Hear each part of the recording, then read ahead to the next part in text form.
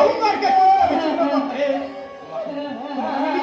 আমি নিজে তোমার স্বামীর